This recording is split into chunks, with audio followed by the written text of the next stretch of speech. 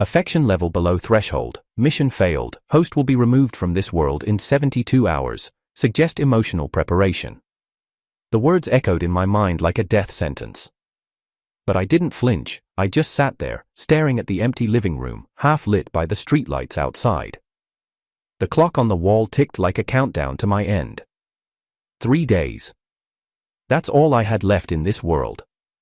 I had spent the last 4 years playing the perfect husband. I never raised my voice, never questioned her late nights, never asked why my money went missing. I gave her space, I gave her love, I gave her loyalty. The system said if I could raise her affection above 80%, I'd get to stay. Last reading, 37%. Now I was being recalled. Mission failed.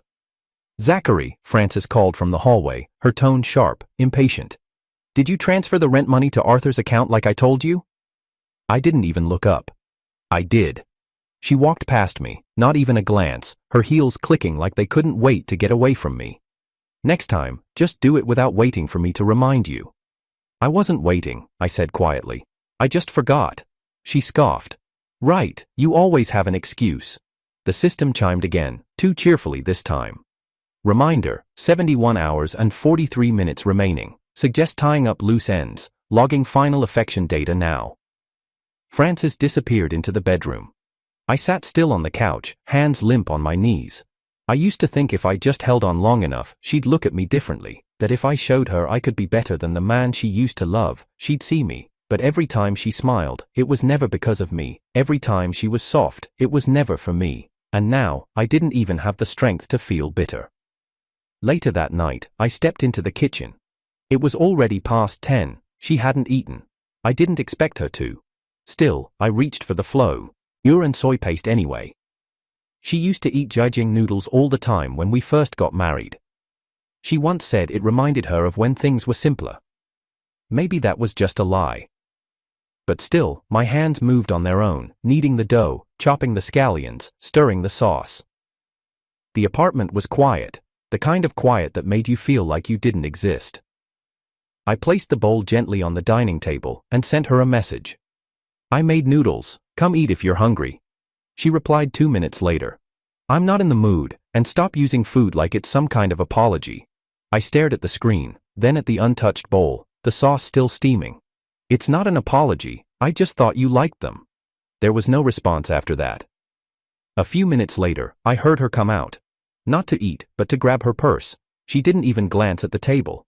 Just paused near the door and said, You're acting weird lately. If this is another one of your games to get my attention, don't bother. I looked at her, really looked at her, same elegant dress, same flawless expression, not even a crack. I'm not playing any games, I said.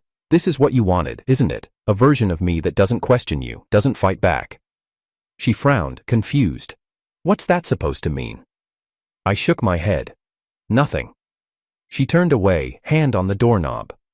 You're not coming back tonight, are you? She paused. If you already know, why ask? Then she left.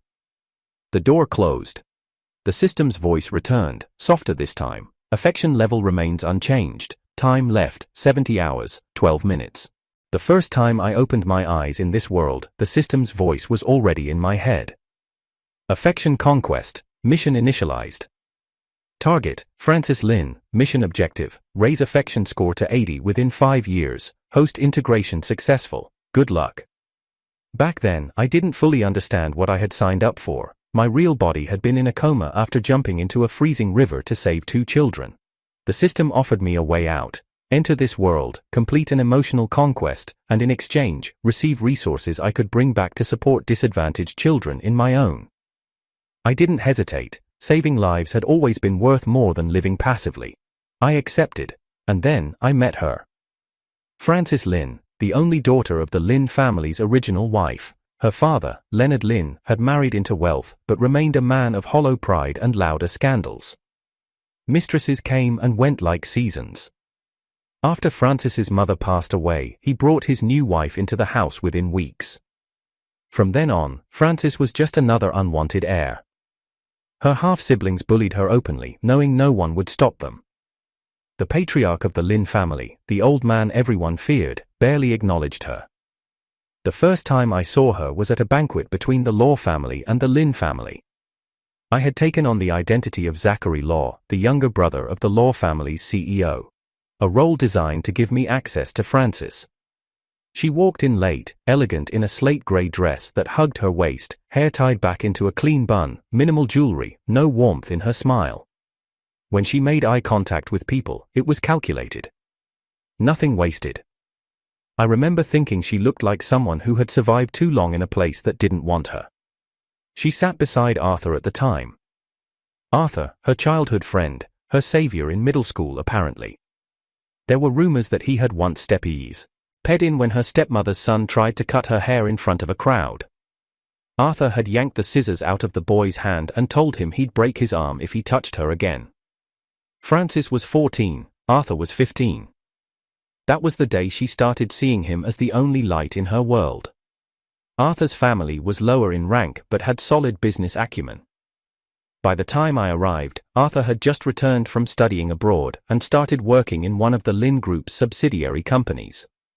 He was already close to Frances, too close. But I didn't let that stop me. I began small, shared interests, respectful distance, business support. One night during a winter banquet, I noticed her shivering slightly even though she was wearing a fur-lined coat. I asked the system, "What's her temperature tolerance?" Subject has circulation sensitivity, legs become cold easily, especially knees. I never forgot that.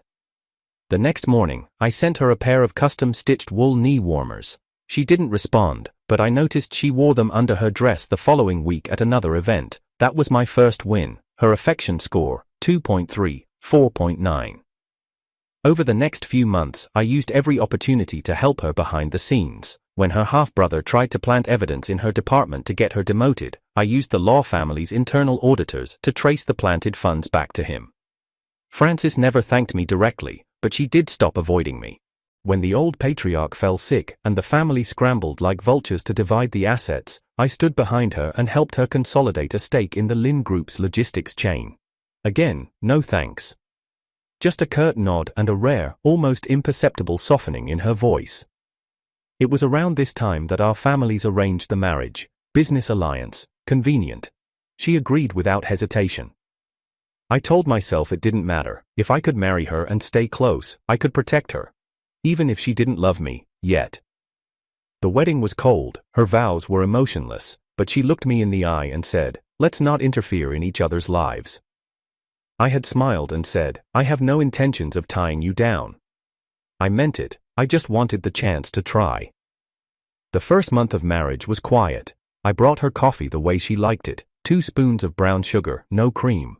Her score crept up, 6.19.4. I remembered her favorite meals, bought her the rare first edition novel she once mentioned in passing.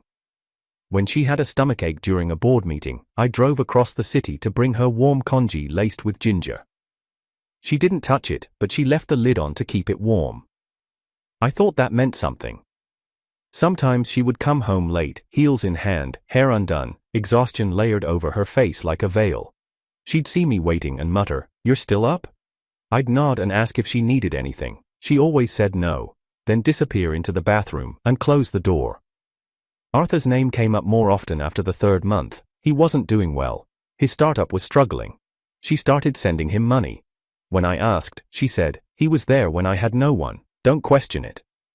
I didn't. I just made sure her salary transfers didn't interfere with household finances. I even bailed Arthur out twice when debt collectors came knocking. She never asked me to. I just didn't want her to worry. We passed our first wedding anniversary in silence. I had prepared a full meal, 6 courses, wine, soft music. She walked in, glanced at the table, and said, "I forgot I had dinner with Arthur." She left before I could respond. That night, the system reported her affection score had dropped 1.6 points. The second year came and went. Her stepmother tried to ruin her reputation by leaking old photos of her in high school, edited to look suggestive. I hired a team of forensic analysts to trace the source and used my network to bury the story. When she confronted her stepmother, Frances said only, "Funny how these things stop happening once you're on my side." I waited for more, but that was it. I kept trying. Birthday gift, limited edition fountain pen, no reaction. Surprise vacation, cancelled for a board meeting with Arthur. Knee warmers replaced with an upgraded version. She said they were childish. And still, I stayed. The third year was the worst. Arthur's father was caught in a massive embezzlement scandal, and his family declared bankruptcy. Suddenly, Arthur was everywhere, living in the apartment next to ours just temporarily, appearing at every Lynn family dinner, joining her on company retreats. Frances became unreachable. Her phone always had a reason to be off. Her time always belonged to someone else. And when she was home, she seemed bored of me. Like I was a wall she had once considered painting, but now regretted the effort. The last time I tried to hold her hand, she pulled away like I was some desperate stranger. That night, I asked the system, "What's the score now?" Affection level, 35.6, still below baseline. That was 2 weeks ago. Now, I had 70 hours left, and for the first time, I wasn't panicking, I wasn't making congee, I wasn't planning surprise dates or buying knee warmers. I was tired, and maybe, just maybe, letting go would be easier than dragging myself through another year of pretending I didn't see how little I mattered. Arthur returned without warning. One day he was a distant memory from Frances's childhood, and the next, he was sitting in our living room, on my side of the couch, laughing at something she showed him on her phone. Frances didn't ask, she just said, "He's going through a rough patch, his family lost everything in the bankruptcy, he'll be staying nearby for a while." I said nothing. The first night he came over, she made dumplings for the three of us. The last time she made anything in our kitchen had been nearly a year ago. When I came home from work the next day, Arthur was already there, barefoot, lounging on our couch in one of my hoodies, phone in hand, Frances giggling next to him. I walked past them and placed the groceries on the counter. Neither of them noticed. That week, Frances transferred nearly her entire paycheck to Arthur's new business account. "Is that wise?" I asked. She didn't even look up from her phone. "It's not your concern. I owe him." "Owe him what?" She finally looked at me. "Everything. When no one stood by me, he did." I stared at her. "And me? You don't count." That was the first time she said it out loud, and strangely, it hurt less than I thought it would. Arthur began posting on social media again, selfies, candid shots, nostalgia bait. Most of it included Frances. There was one photo in particular, the two of them in a dimly lit restaurant, her head tilted close to his, the soft golden lighting casting a warm blur over their faces. His caption read, "Even the end of the world feels safe when you're beside me." I watched the likes roll in, comments too. "Just date already. Y'all are endgame." Married in my head, I added one of my own. "You two really are a good match." 5 minutes later, the post was deleted. 10 minutes after that, Frances called. Her voice was sharp. "Zachary, are you out of your mind?" I didn't respond. "Today is Arthur's birthday. Couldn't you hold your tongue for one damn day?" I waited for her to pause. "Do you know what day it is for us?" "What?" "Our wedding anniversary." Silence. In the background, I heard Arthur's voice, muffled but clear enough. "Frances, I didn't know today was your anniversary. Maybe you should go see him, just for a bit?" She didn't answer him. Instead, she snapped back at me. "It's just a date, stop being dramatic, we're celebrating Arthur's birthday, don't ruin the night." And she hung up. I looked down at the small table I had set hours earlier. Her favorite wine, homemade short ribs, candles still flickering. I pulled out the chair and sat down alone. That night, the system updated. Affection level, 34.2, 32.0. The next day, she didn't come home. When she finally did, around noon, she was humming, dressed in new clothes, her hair freshly washed. I was sitting by the window, drinking coffee. She glanced at me and frowned. "You're home." I took the day off. "Why?" I gestured toward the dining table, where a new set of meal containers sat, untouched. "I made you lunch." She walked over, opened one, wrinkled her nose, and dumped the contents straight into the trash. "I'm not eating this, I just had brunch." I didn't say a word. Her irritation rose instantly. "Seriously, Zachary, what's with this sudden silent treatment? What are you planning?" I'm not planning anything. She crossed her arms. Then why are you acting like a ghost? I looked at her. I thought that's what you preferred. Later that afternoon, I stepped into her car to grab something. The scent hit me first, sweet, sugary, artificial. Then I opened the glove compartment. Snacks, candy, chewy ginger drops, vitamin gummies, individually wrapped almond cookies. Frances never allowed food in her car. Once, I brought a breakfast sandwich into the passenger seat, and she stopped on the side of the road and made me walk the rest of the way. But now, rules had changed.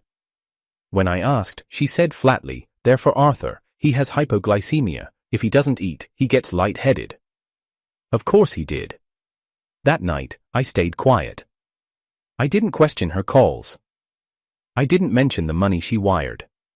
I didn't bring up the birthday dinner.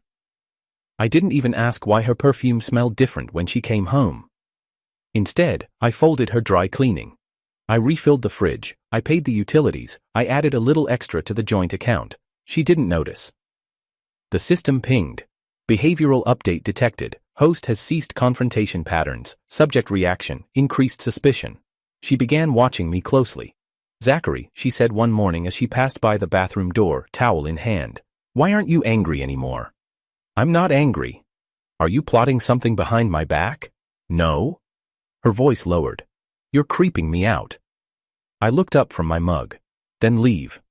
She flinched. Not much, just a micro expression. But it was the first honest one in weeks. That evening, I prepared dinner again. Not for her, for me. She came into the kitchen, sniffed the air. "Jajang noodles?" I stirred the pot without looking at her. "That used to be my favorite." "I know." She hesitated. "Are you trying to win me back or something?" I turned off the stove. "No." Her voice dipped. "Then what are you doing?" "Saying goodbye." Quietly. She stared at me like I'd slapped her. Then she laughed. "God, you're so dramatic sometimes. If this is about Arthur..." "It's not." "Well, good, because he needs me right now, more than you do." "I know." She blinked. "You're being awfully understanding." I set the bowl down and took a seat. "That's what you wanted, isn't it?" She didn't answer. Later that night, she messaged Arthur from the balcony. I saw her smile, soft and real, a smile I hadn't seen in months, a smile I hadn't caused in years. He system whispered in my head. Affection level stable at 32.1, time remaining, 61 hours, 27 minutes. And for the first time since arriving in this world, I didn't try to fix it. I didn't tell Frances I had less than 3 days left. There was no point. She would have rolled her eyes, told me to stop being so melodramatic and then left again, probably to find Arthur. So instead, I asked her to go shopping with me. "To buy what?" she asked, already halfway through her texts. "Your grandfather's birthday is coming up." She blinked, surprised. "You remembered?" "I always remember." She agreed. Not because she wanted to go with me, I think, but because her grandfather adored me, and she was still trying to stay in his good graces. We walked through a high-end department store, pushing a cart filled with warm slippers, vitamin supplements, imported teas, new gloves, winter socks. I picked out everything I knew her grandfather liked. She trailed behind me, hands folded, occasionally commenting on prices or color. At one point, she muttered, "No wonder Grandpa loves you more than me. You act more like his grandson than I do." I smiled faintly. He's the only one who's treated me like family in this place. She didn't reply. When we stepped out into the underground parking lot, I suddenly remembered I'd forgotten to pick up the knee warmers. It was a small thing, but he'd mentioned his knees hurt every winter, and last year, he'd smiled when I gave him the handmade pair. "I forgot something. Wait here," I said. She raised an eyebrow. "What?" "Knee warmers, for Grandpa." She stared at me. "You're ridiculous. It's not even cold yet. You can't even find knee warmers this time of year." "I'll check anyway." She sighed and leaned against the car. "You've been weirdly sentimental lately." I stopped and looked back at her. "You used to like that about me. That was before you made everything feel like an obligation." I said nothing. The system's voice echoed quietly in my head. Time remaining, 58 hours, 14 minutes. Host's behavior suggests final memory making. G rituals, emotional saturation detected. I found the knee warmers after searching 4 different stores, not the exact kind, but close enough. By the time I returned, Frances was already seated in the car, engine on, scrolling through her phone. "Get in," she said, "I'll drive." The ride was quiet. I kept my eyes on the window, watching city lights blur past. At one point, I reached to adjust the air vent and accidentally knocked open the glove compartment. It was packed again: protein bars, chocolates, chewing gum, travel-size snacks. I didn't touch anything. I didn't say a word. She glanced over. "That's Arthur's stuff." I figured. He gets dizzy if he doesn't eat regularly. I remember. "You don't mind, right?" I smiled. "Why would I?" Her eyes lingered on me for a moment longer than necessary. "You used to get so possessive." "I'm not that man anymore." "That's the part I don't understand," she said. "You used to fight over everything. Every text message, every night I came home late, and now, I tell you I gave my entire paycheck to another man, and you just nod." I shrugged. "Because you made it clear he matters more to you." Her knuckles tightened on the steering wheel. "He doesn't," she said. "But you always choose him," I replied. She opened her mouth, but no sound came out. I didn't push. We arrived home without another word. That night, I stayed in the study. She came in at one point, leaned against the doorway, arms crossed. "You're avoiding me now?" "I just didn't want to disturb you." She walked over slowly. "Are you punishing me? Is this your new tactic?" I looked up from my notebook. "You always think everything's a strategy. Maybe I'm just tired, Frances." Her expression faltered. "Tired of what?" I stared at her, really stared. "Of begging you to see me." She didn't say anything. "I used to think if I held on long enough you'd realize I was here, that I wasn't him, that I wasn't trying to replace him. I just wanted you to look at me like I mattered." She looked away. The system whispered, "Final extension available, 1 more cycle possible. Do you want to apply?" I answered silently. No. There was nothing left to fight for. The next morning, I woke up to the sound of her humming in the kitchen. She'd made toast, that was all, just toast. But I stared at it like it was something rare. She slid a plate toward me. "You're not eating enough." I took it. "Thanks. I noticed you bought the knee warmers." "For your grandfather." "You really do remember everything." "I do." She hesitated. "You're being kind again. Isn't that a good thing?" She looked down at her own hands. "I'm not used to it anymore." That evening, we finished packing the gifts for her grandfather together. She loaded them into the back of the car while I double-checked the list. When we finally sat down, I could tell she was about to say something. Her phone rang. She checked the screen and instantly softened. "It's Arthur," she said, without looking at me. I nodded. "You're driving. I'll answer it." She looked startled. "You sure?" I took the phone and pressed the button. Arthur's voice came through in a rush. "Frances, I messed up. I wasn't thinking and I ran a red light. I hit someone's car. They're threatening to call the cops. I'm scared." I glanced at her. She reached out for the phone, but I held it just out of reach, not to stop her, just to listen a little longer. "I didn't mean to," Arthur went on. "I was thinking about you. Can you come, please?" Frances's face was filled with concern. "Where are you?" "Downtown, near Lotus Plaza. I sent you the location." She turned to me.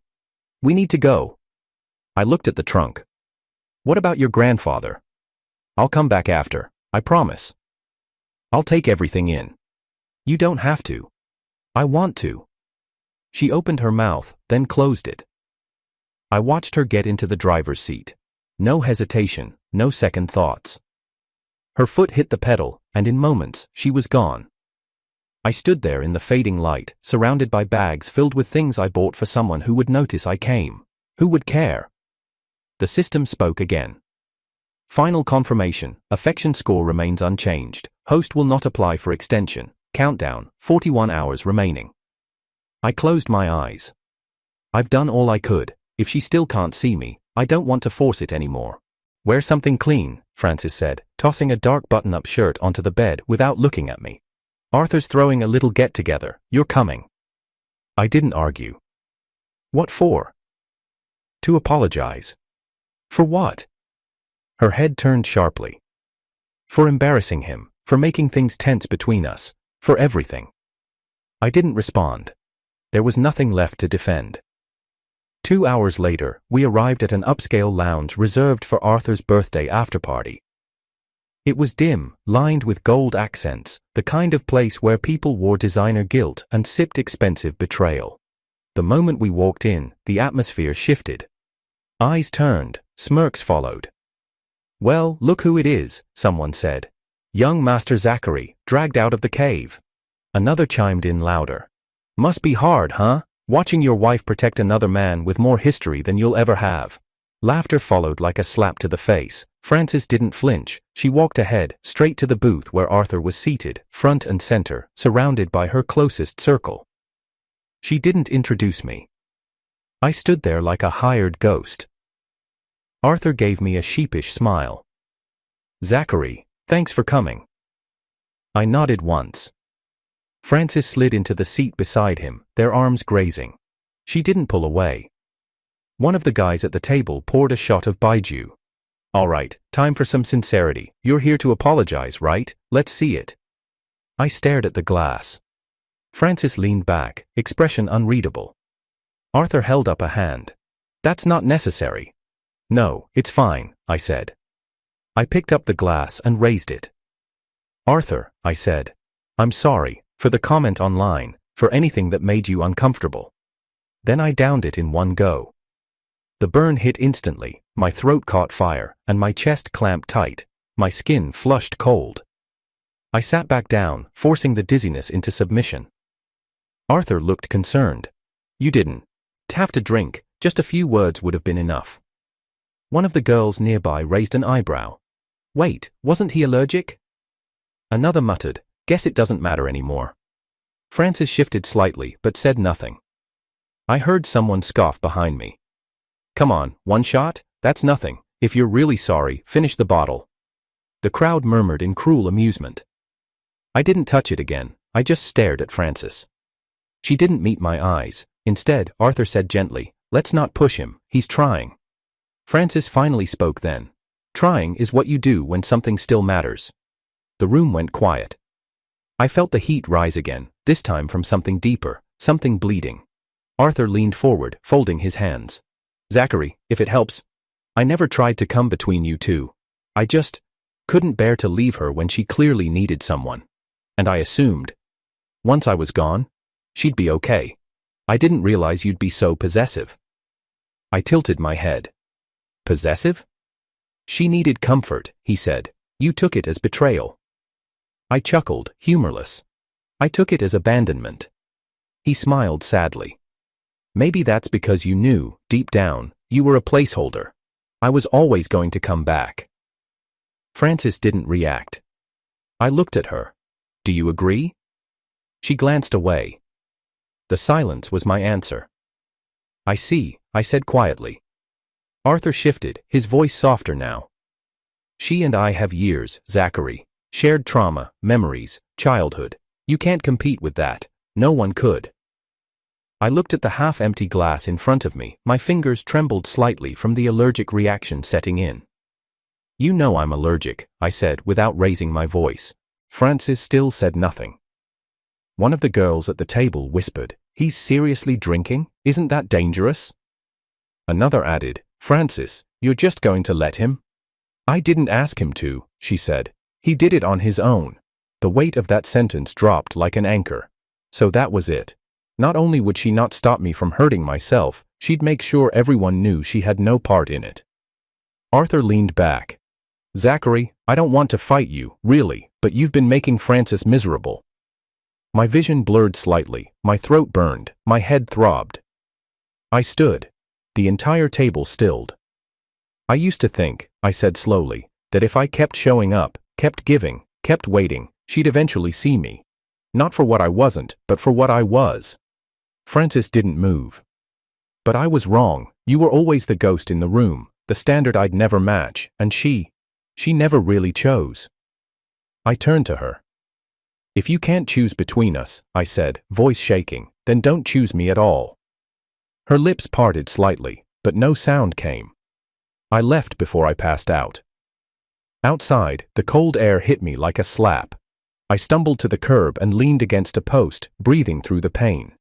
My vision swam, my chest felt like it was imploding. The system chimed gently. Host health status, critical, antihistamines injected, affection score unchanged, time remaining, 36 hours, 20 minutes. I wiped the sweat from my brow. It wasn't just the allergy, it was something else, something breaking deep inside, something that had stayed soft for far too long, and now, it was gone. The night before I left for her grandfather's house, I stayed up organizing every gift, each one labeled with care. I had triple-checked the inventory, warm teas for his joints, the imported massage cushion, his favorite brand of reading glasses, and of course, the woolen knee warmers. Frances watched me from the doorway, arms folded. "You're taking this pretty seriously." "He's important to me." She shrugged. "I said I'd come with you, didn't I?" "You also said you'd be on time last year." He waited 4 hours. She didn't answer. The next morning, we packed the trunk. The sun hadn't even risen yet, but I wanted to arrive early. He liked slow mornings, the kind that smelled of jasmine tea and felt like something permanent. Frances sat in the driver's seat, phone in hand, texting. "You sure you're ready?" I asked. Yeah, she muttered. "I just need to reply to Arthur real quick." I nodded and started arranging the boxes tighter in the trunk. We reached the edge of the gated community where her grandfather lived. I leaned in to unbuckle my seatbelt. Frances hesitated. "Want me to help carry stuff in?" "No, I've got it. Just come park once you're done texting." "Sure." I watched her drive off before I rang the doorbell. He answered faster than I expected. "Zachary," her grandfather said warmly, stepping aside, "you're early." "I missed you, Grandpa." He smiled and patted my shoulder. Come in. What did you bring this time, you little overachiever?" I started pulling things from the trunk, handing each one to the butler. Grandpa narrowed his eyes as the items piled up on the table. "You're moving in, aren't you?" "I wanted to make sure you had everything for winter," I said with a small smile. He chuckled, but the sound dimmed as he looked toward the door. "Where's Frances?" "She had something come up. She'll be here soon." His smile faded. "She's not even pretending anymore, is she?" I placed the final box down. "She just got busy." "Zachary, don't lie to me," he said sternly. "You always cover for her, even when it hurts you." I stayed quiet. We sat together on the veranda, sipping tea. He talked about the old days, his youth, Frances as a child, the way her mother used to sing off-key on purpose just to make her laugh. "She changed," he said after a while. "Too much." "She had to," I replied. "Her home didn't protect her." "You did." I smiled faintly. "Not well enough." An hour passed, then 2. Still no sign of her. My phone buzzed. It was a message from Arthur. "You think an old man can win her back?" I stared at it. No name, no context, just cruelty disguised as sarcasm. I turned the screen over and tucked it into my coat. When I stood to leave, Grandpa offered to have the driver take me home. I shook my head. "She promised she'd come. I'll wait outside." His brow furrowed, but he didn't argue. Outside, the air had turned sharp with cold. I stood near the exit of the gate, arms crossed to block the chill. The sun had dipped low, casting long shadows across the street. I was reaching into my pocket for my phone when I heard footsteps. Too fast, too loud. Then the first blow landed. A fist to the side of my head. I staggered. There were 3 of them. No faces I recognized, just hooded, quick, silent. One yanked my coat, another drove a knee into my ribs, and then I saw the blade. It slid into me just below the ribs, fast, clean, unforgiving. I dropped to my knees, choking on breath. One of them muttered, "Sorry man, this isn't personal." Then they ran. Blood spread quickly, warm at first, then terrifyingly cold. I fumbled for my phone. Frances' number.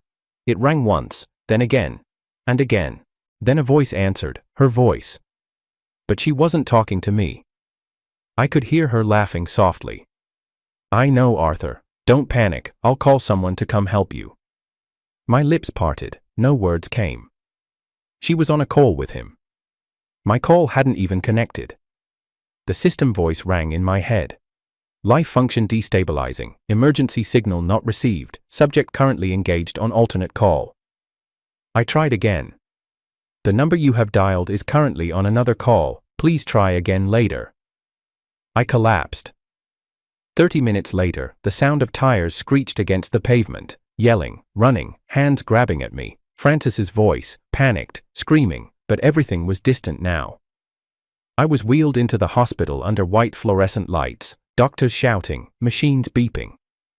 I floated above the noise. Then silence. In the waiting room, Francis stood, blood on her hands, hair disheveled, mascara streaked. The doctor came out, face expressionless. I'm sorry, Ms. Lin, your husband didn't make it. Her knees buckled. She grabbed the doctor's coat. No, he just passed out, he was still breathing, you're lying, he can't be, he was just… Behind her, the doors opened again, her grandfather stepped in. His face was pale, his eyes full of something heavier than rage. You said you'd pick him up. Francis froze. He stepped closer. He waited for you, you promised. She opened her mouth, but nothing came out. You left him to die. Her body collapsed into a chair, trembling.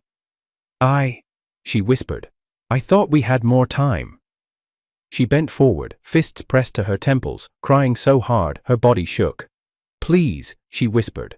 Please come back, I'm sorry, I was wrong, I'll fix everything, I'll change. But the only answer was the flickering hallway light and the sterile silence of death. The sound of beeping monitors was the first thing I heard when I opened my eyes. Steady, sharp, real. My chest rose and fell on its own, and a stale hospital light flickered overhead. The world felt heavier than before, gravity sinking into bone, but I was alive, not in that apartment, not in that mission, not in her world, my world. He's awake, someone shouted. I turned my head slowly, vision blurry, and saw a figure rush to the door. Then another face appeared above me, familiar, anxious, eyes red. Zach, my best friend, Hejai, said in a choked whisper. You're back, man. We thought we lost you. I tried to speak, but the words caught. Mission failure confirmed, the system's voice hummed gently in the back of my mind. Affection score peaked at 100.2% post-mortem. Mission considered unsuccessful due to subject expiration prior to mutual acknowledgement. I let the words settle without reaction. I was too tired to feel anything. You'd think dying would make everything feel dramatic, painful, cinematic. But all I felt was stillness. The truth was, I had already died before I died, long before the blade, long before the hospital. The moment I accepted that she would never choose me, that's when the soul untethered. 3 days passed, then the system returned. Host recovery 98%. Would you like a final mission report? Go ahead. Primary target. Francis Lin's affection score remained below 40% for 93% of the mission duration. Final spike occurred following host death. Contributing emotional factors: guilt, grief, sudden loss. Unable to impact timeline trajectory. Host removed due to failure. I stared at the hospital ceiling, listening without emotion. However, a special executive override has been granted. What? Because the target's affection reached maximum post-departure and host demonstrated consistent high moral behavior throughout the mission, a pause. Why? You've been awarded the full compensation package. My chest rose, a shallow breath catching in disbelief. In light of host's values, all credits have been directly converted into real-world currency and deposited into your verified account. Suggested use: education funding. I reached for my phone, heart pounding for the first time in weeks. The screen lit up. Bank balance, 6 zeros. I didn't move for a long time. When I finally did, I didn't cry. I smiled. Slowly, quietly. The dream I had before all of this, the reason I had taken the mission, was no longer a fantasy. I could help, really help. The orphanage that always ran out of supplies. The kids who dropped out because they couldn't afford books. the students forced to work instead of study. I could give them everything I never had. The next day, I signed over the first scholarship fund in my name. It was the first time I felt warm again. Weeks passed. Then one afternoon, while organizing reports, the system pinged again. Host, would you like post-mission data on secondary characters? I hesitated. Go ahead. Subject, Arthur Leon.